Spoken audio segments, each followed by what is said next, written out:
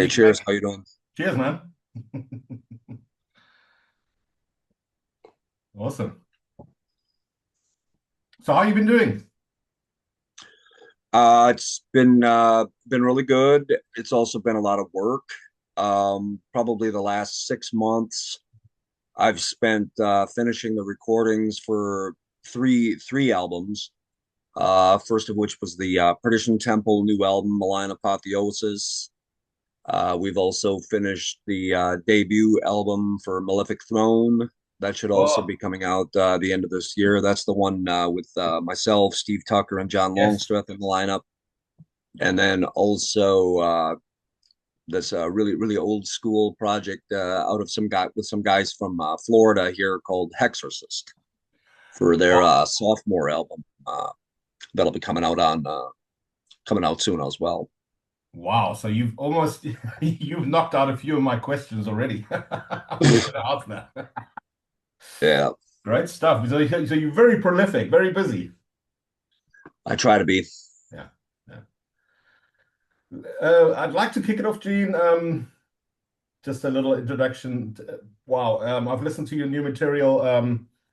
Stellar. It's no compromises, and it's early days. I tend to take more time to listen to albums, but it seems like all killer no filler for your Malign Apotheosis, the new album. Um, what is your release date again? Hell's Headbangers is expecting end of November, November 28th, Okay. possibly sooner, but with their uh, pressing plants, they're getting pretty accurate with their dates, so it's highly likely that it's going to be right there at the end of November. Okay. Okay. So November 28th, I think was the date they set. awesome. Great stuff. Yeah, a killer album. Once again, no compromising. I don't see any experiments or maturing or anything. It's just full blast. Really enjoyed it. I just want to rewind a little bit. My first contact with your music was with obviously Angel Corpse. Sure. At a time, I think it could have been 96 where I saw your tour posters up here.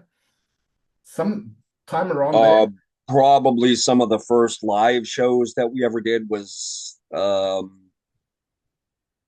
you mean in Europe? Europe, yeah. Yeah, I think that would have been right at the very end of '96, Mm. in the winter months when we did the Yeah, tour with yeah, supporting Impaled Nazarene.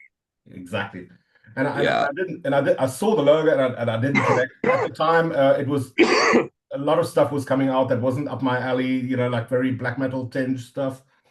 And it was only years later that I discovered the Angel Corpse albums, and I was just blown away because, and almost simultaneously, I got into an Australian band called Abominator, and Right, right, right. I was just like kind of whoa. I was like, okay, because I was sort of like tired of what death metal was producing at the time, and suddenly I saw, okay, here's a new dimension to it. It's just the ferocity and what struck me immediately about the Angel Corpse stuff and the Abominator stuff is these cascading riffs. It's just unrelenting. There's no, it's not like To four this four. um, to this day too, you've maybe heard the few preview tracks of the new Abominator, Yes, and to me they haven't slipped at all. I mean, yeah, you can listen to the old demo or the first album, and then listen to the newest one, and you can immediately hear that it's still that same band, and it's totally. still the same two core members as well. Yeah, I mean they spent a little bit of time on Cemetery Urn for a while, and I thought, okay, Abominator's Sure. probably not going to come back, but wow. So apparently Cemetery Urn is their sort of second leg. Not so sure. Yeah. Anyway, what I enjoyed was is the sort of the relentless riffing and a lot of stuff that immediately because I'm a huge early Morbid Angel fan and that was like right up my alley as well. So, but let's rewind a little bit. How did you get into music? I'm just going to go way back. What was did you come from a musical family or No, no, I didn't really come was it from a certain band you saw where you just thought, okay, this is it? Not so much. When I was maybe 12 or 13 years old, you know, as a younger child, preteen, um, I moved from, being a young kid, reading horror comic books and, shit like that. And then, moving into whatever horror movies and stuff. At some point when I was about 12 or 13, I started to hear a few of the heavy metal bands of the time, like Iron Maiden or Judas Priest. The Obvious tip of the iceberg kind of usual the suspects. heavy metal stuff. Great stuff, but obviously just the common things that anybody the like probably the first bands anybody hears. And something about the sound, appealed to me, and I tended to be like every other weekend I'd want to go and buy a few more tapes of some other bands or more albums from some of the same bands, like expanding the Iron Maiden collection or Judas Priest collection, etc. But I think it's when I stumbled on bands like um, Slayer and Celtic Frost, that something about that sound, that sort of monotonous pounding kind of sound, and the chainsaw type guitars, and the real whirlwind solos, like the wah wah pedal solos and all that really that's what really got me. And it's pretty much you know stayed with me ever since. But at the same time too, I was as I was, I guess at about 13, or yeah, I think when I was 13 is when I got my first guitar. I wasn't above trying to like learn things like Richie Blackmore's solos or Yngwie Malmsteen. So I did a little bit of study into the whole workings of the keys and the scales and the quote unquote theory of everything Modes and at the time, just to just to know what I was doing, so that I could make sense of what I was doing. And it wasn't until some years after that that I realized that you know learning all those rules enabled me to break them all the better yeah. in later years. So it was all worth it, building up to what was to come. Okay. And what would you say would be your, I mean, I think you've said it all in your previous release. You paid tribute to Pestilence, also one of my favorite. I think Malefic Maleficarum is one of the greatest albums ever recorded. Yeah, And yeah, and okay, Shub-Niggurath, I'm not that, I must admit, I'm not that familiar with the band. I take it you also into early Sodom, the German side of things. yeah, yeah. I mean, ever since I was a kid too, in the '80s. Sodom was always one of the more important bands to me as well. Out of all the European bands out of the '80s, they kind of had, especially on those first few releases of theirs, like In the Sign of Evil, Obsessed by Mhm. Cruelty, and maybe even a bit of Persecution Mania or Expulsa Sodomy, the mini album. There was this more of a uh, Yes. dark, shadowy sound to what they were doing, whereas there was a bit more of a exciting sound that you'd have from bands like Creator or Destruction. Great stuff, also. Favorites of mine to this day, some of those albums. Yeah, But but there was something about the ominous element of what the Sodom was doing, even within the simplicity of some of those early recordings. That's always been an important part of me too. I think Persecution is probably one of my favorites because I love what Tom's vocals. They've got this slightly hole or delay on it, and that makes that album so haunting. There's something really creepy about the album. Yeah, it's like everything landed right where it needed to for them on that album, and even on the subsequent album after that, was it Agent Agent Orange. Orange? Yeah. Even though a lot of that was trying to sound similar to Persecution Mania, it didn't have the same energy. I don't think they really got that same energy on a future album until the one that came out in 1992 called "Tapping the Vein," Tapping the vein which, is which it? I Yeah, think which I think I mean that coming out from a German thrash band, uh, you could easily qualify that as a death metal album of the time, definitely. and I think that was another one of their landmark albums. Yeah, yeah, yeah. What followed later was kind of like more like normal thrash. I don't know, but I hear what you're saying.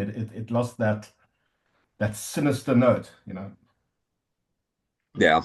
that eerie, creepy sort of feel to it. Um, just a few questions for the viewers. We touched on Angel Course. What if I may ask, what led to the oh, I'm just those your albums, those albums are in heavy rotation with me always. You know that you have those certain albums that you can always pick up. You never tire of them. Exterminate being one of my all-time favorites. What led to the demise of Angel Corp? Well, Angel Corpse really ended back in about 2000 and 2009. Um, After some, this was a little after we'd done what was the fourth album of Angel Corpse, of Lucifer and Lightning. Yeah, We did a few tours, and then it came time to develop the material for what would be the next album. And communication between myself and the bass player Pete uh, got really convoluted. A lot of indecision started to happen. Are we going to do a mini album? Are we going to do a full length album? And sometimes it even seemed like he may have not even wanted to continue. And we went back and forth several times, and eventually I gave up. And I said, okay, that's going to be the end of it. We'll announce to the label that we've decided that we're not going to do it anymore. And that was it. 5 minutes after I sent that email to the label, I sent the other email to the label saying that, you know, if Angel Corpse is going to go away, I'm going to reforge this music into a new project under a new band name, but it's going to be called Perdition Temple. Do you want to do it? Hervé agreed. On I went. were those? Am I correct in saying was it Osmos that you were on? Osmo. Yeah. Osmos, yeah. Osmos Productions out of France. Yeah. But you also did you bridge that time with a project called Blasphemic Cruelty? There, well, yeah, that existed around that time too. Between there was a debut album that came out. Yeah, I remember that. Um, I believe it came out just after the Lucifer and Lightning album. Correct. There was that debut album that came out. Like I think that was out in 2007. 2007 and Could be, 2008 yeah, that came yeah. out. Or no, no, no, I could be wrong. I might be completely forgetting the dates. Maybe that came out in like 2008 or 2009. I don't have all these numbers in front of me right now. Yeah, so that came out, and there wasn't a lot of live activity for that. And then there was a Project left. big gap of time until there was any future release from that. In like 2014, there was an EP, and then that was it for that project. Okay. And basically, have you been active with Perdition? I've searched because I always look at like the bands like Perdition Temple, Corpsest from Finland, I think they are, and I always look for live activities in Germany, and it's really hard to find gigs that are number one in my vicinity without traveling like 300 Ks. And but have you been on the live circuit here in Europe or Germany with Perdition Temple at all, or not yet? We did just last year. Okay. We played in October and part of November. Um, I think there was the one German show that we missed because our flights got delayed. We should have had a show. I think it would. I might actually have this. Hang on.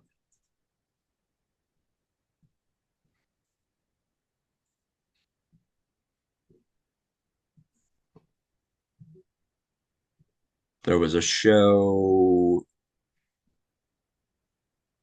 Yeah, um, Dresden.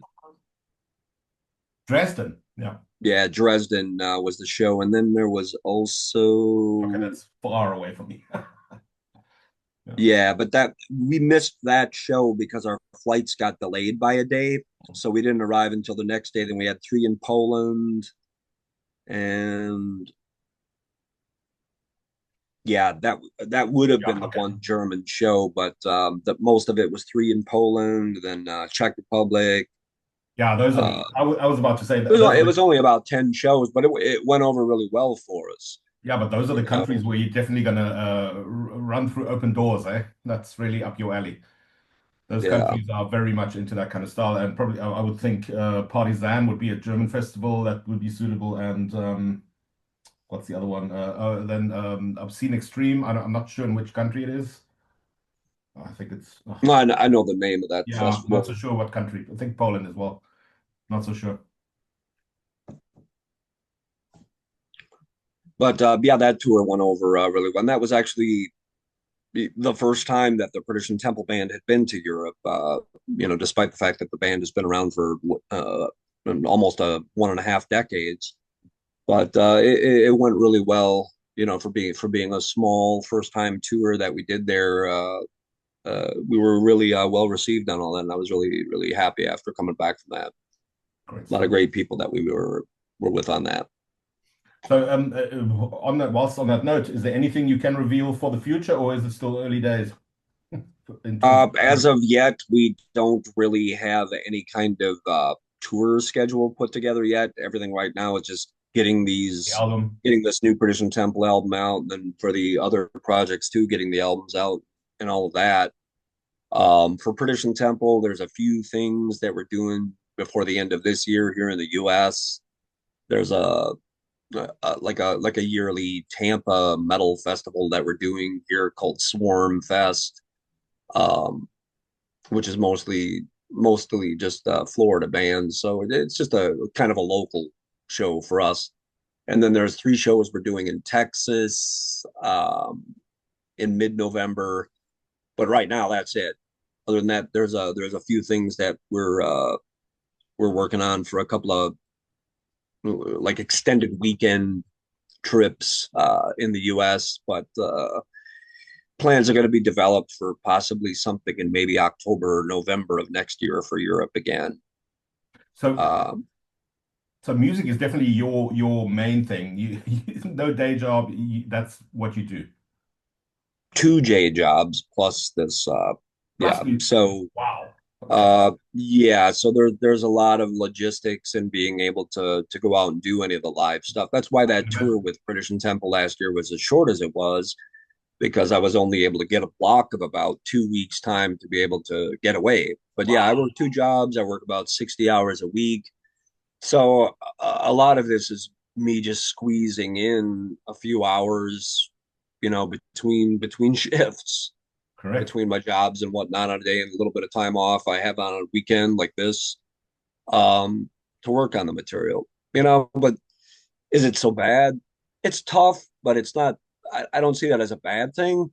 It's just that I You think love that the little bit of added desperation of just, not having a lot of time to just sit back and relax and, keeps you on your toes. work at it. It's like there's a urgency to everything that I do, which I think creates an urgency in the musical projects, and I hope that it shows in the results. Absolutely. There's a different franticness that comes across and that really suits the music.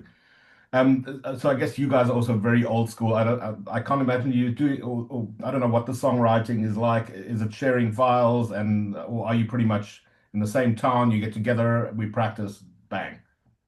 Not entirely. I mean, myself, and the drummer Ronnie for Perdition Temple, we're in the same area.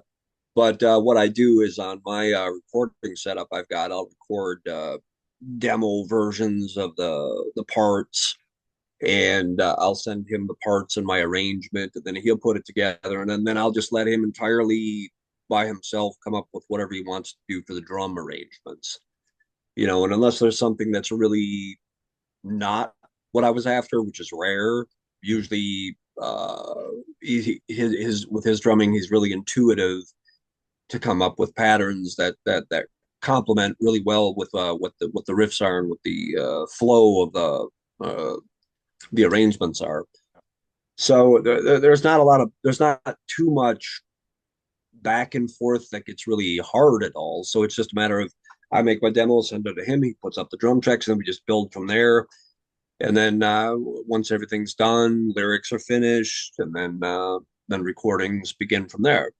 But yeah, as far as going into a professional studio, we've been able to, over all the years that we've been doing this, most of us have been able to amass home studio equipment enough to where we don't need to spend all of our time and budget Mm. looking at a clock and dealing with some engineer in a studio who has fuck all knowledge of what we're trying to do. Yeah, yeah, yeah. I mean, the technology is there. Yeah. I guess it's just how far you take it, because a lot of modern material sounds very clinical, and I think you guys still get a very organic feeling. It still sounds really, Well, we know what we're doing. I mean, like what you said, with home recording equipment, any fool in their bedroom can make a record nowadays. But I mean, if they don't have any sensibilities of what sounds should be like, or what this music is really about, and what really gives its atmosphere and feel, that's where you get all these shit demos that come out, 1,000 of them a month. Just go to YouTube and go to any page and you're going to see 10, 20 different things pop up, and trust me, they're all shit. But yeah, then there's the one or two that'll slip in. So there's never been a shortage of great stuff. It's just that you have to sort through much hundreds more. or more of awful things to get to something that is great. I certainly do not envy reviewers for magazines because I would just, I would go insane. It's just really crazy. People have asked me to review stuff, and I said like, no, I don't do that. I just don't. Right. So yeah, definitely you on the definitely all the answers that I expected. So I wanted to touch quickly before we, I think our time is not that much anymore. Um, so Malefic Throne, I thought that initially I thought that was a once off. It was quite cool to see Steve Tucker active again. He had Warfather or something, his own band, but I haven't heard anything since. So you guys really regard it as a solid project, but on a project basis only, or do you do it live? Or Well, well, we you haven't both, played live you yet. haven't there. That hasn't happened yet, but we're definitely looking into what sort of live opportunities we'll be able to get with that once the new album is out, the debut full length album, Wow. which is coming out, I believe, should be possibly this November, also on Agony Records. Um, yeah, I mean, well, once people hear the full album, they're going to understand that this isn't just some other side project. This isn't some sort of dabbling, with just this isn't really intended as any kind of like a super group union to just put something out. I mean, there's a there's a lot of work that I put into the songwriting on that one, that even though people will be able to identify that it's me that did the songwriting for all the riffs and the arrangements, they're going to hear things, um, riff types, just arrangement types and such, that aren't what they've gotten used to hearing out of me before. Maybe there was a slight hint at that on the EP that we did a few years ago that came out on Hell's Headbangers for that, which we really regard that as a demo that was released through them. But with this full length, I think people are really gonna uh, see that it's a very serious thing, and we're looking to make a big splash with it. I'm so glad that you guys are doing something. I was really happy when I heard it because I really enjoyed that first one. Totally enjoyed it. So you quite connected to the Florida scene. Are you within the vicinity of people like Phil Fasciana, Malevolent Creation, those guys? Well, Phil from Malevolent Creation, he lives down in Miami, which is about five or so hours from Tampa. So no. Okay, okay. And I I mean, don't I know. don't know. A lot of the older guys from here in the Tampa scene, from the old bands. I don't know. I mean, most of everyone has their families and such that you know, they spend their Yeah, time even with them. It's not like not like we're 20 all year hanging olds now and all we're hanging out. having weekend fucking parties all the time around a campfire. That's not happening. Everybody does their You thing. might see a few people at a show or an event or something like that, but I mean, everybody's just living their lives, and same as me. I'm not entirely a socialite. I'm not completely antisocial, but I mean, it's not like I'm constantly trying to, network with everybody or all of that, rub elbows. I guess I don't care. I guess what my question indirectly was, is there a sort of type of scene where that's still it's probably not comparable to when it was the big boom in the 90s, you know? I wouldn't say at all. I mean, in probably the last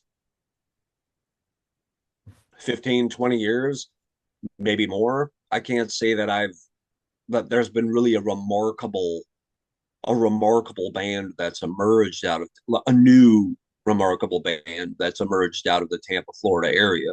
I mean, can you think of one? Not really, I don't no. know. No. I mean, who would it be?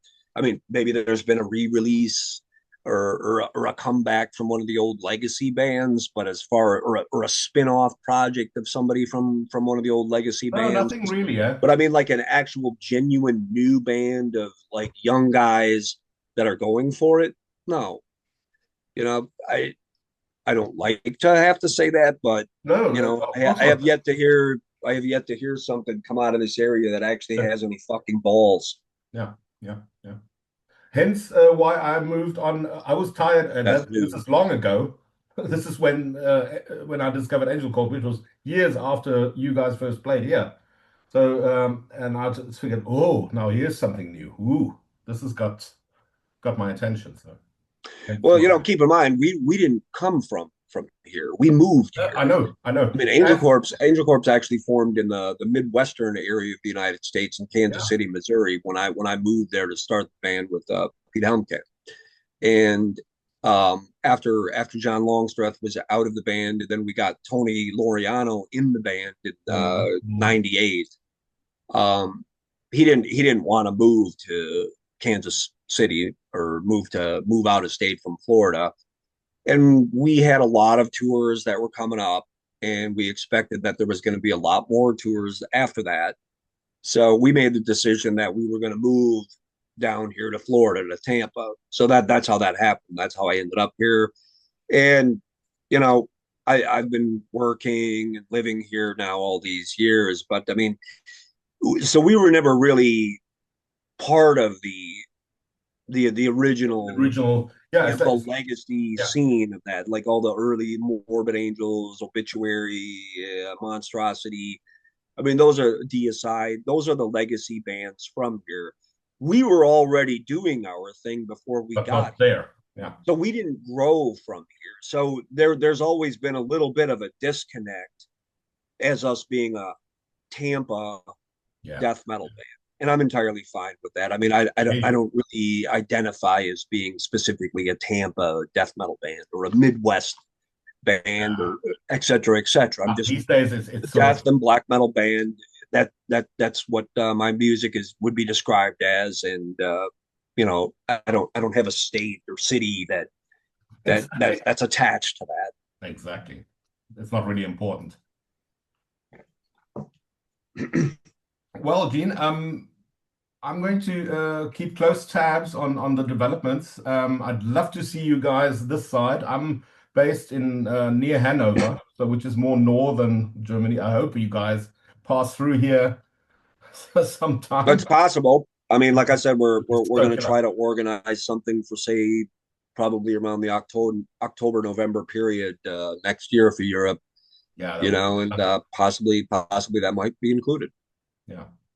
So, in terms of, if I may ask, who does your booking? Is it, do you handle that yourself or do you have someone? Here in the States, we just arrange our own And Europe would our probably own go meeting. through Well, for Europe, for Perdition Temple, we went through Haydn's Heart. didn't catch that. Haydn's Heart. It's Haydn's like, Heart. yeah,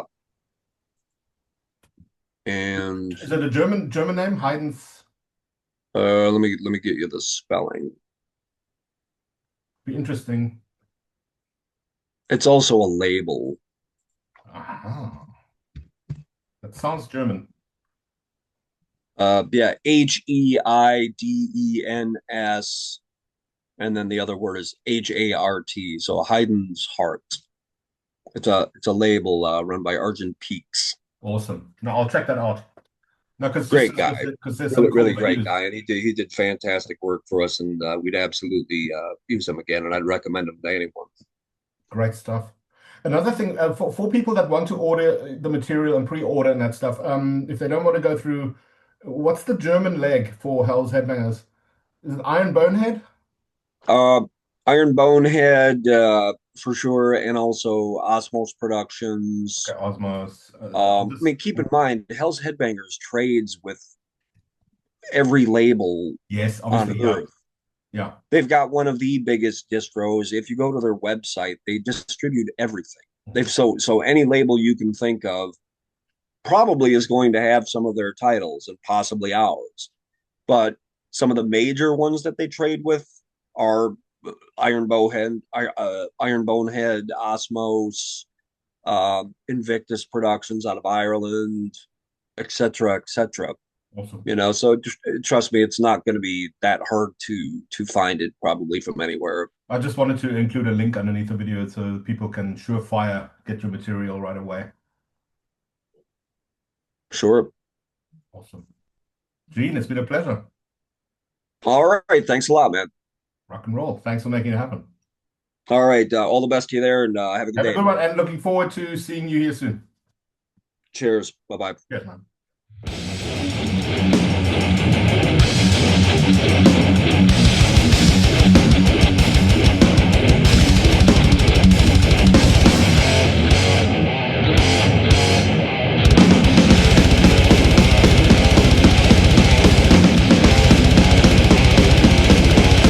Damnation for the black ethereal way.